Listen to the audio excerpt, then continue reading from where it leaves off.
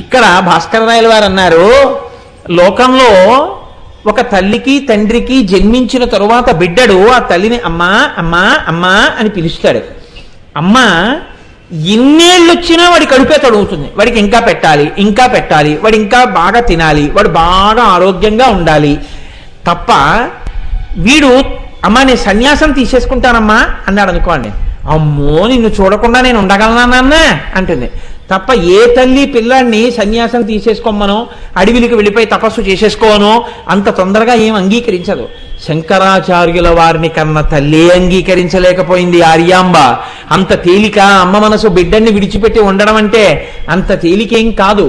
కాబట్టి ఏ తల్లి ఇంకా నేను జన్మ లేకుండా చేసుకోవడం కోసమని తురీయాశ్రమానికి వెళ్ళిపోతానంటే అంగీకరించి అంత ఔదార్యంగా పంపించి మళ్ళీ అమ్మా నాన్న అని పిలవవలసినటువంటి అవసరం లేని రీతిలో వేరొక జన్మ ఎత్తవలసిన అవసరం లేని ఉపాసన చేస్తానంటే పిల్లాన్ని ఏ అమ్మ పంపిస్తుంది?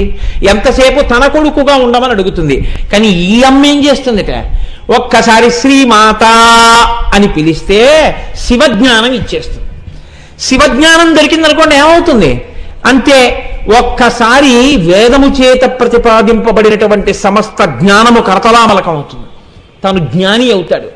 ఆ జ్ఞానము కలగగానే ఇక మళ్లీ పుట్టవలసిన అవసరం లేకుండా పునరావృత్తి రహిత శాశ్వత శివ సాయుధ్య స్థితిని పొందేస్తాడు. మిగిలిన అమ్మల్ని అమ్మా అమ్మా అమ్మా అంటే వాళ్ళు ఇంకా నాన్న నువ్వు నన్ను అమ్మా అమ్మా అంటూనే ఉండాలంటారు.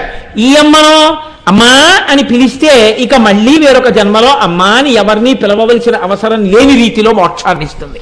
కాబట్టి అమ్మా నువ్వు శ్రీమాత, నువ్వు ఇంత గొప్పదానివమ్మా, ఇహ సంసార క్లేశం ఉండదు నిన్ను పిలిచిన వాడికి. అందుకే ఇది తెలిసి చెయ్యండి తెలియక చెయ్యండి అంతే ఆ శక్తి.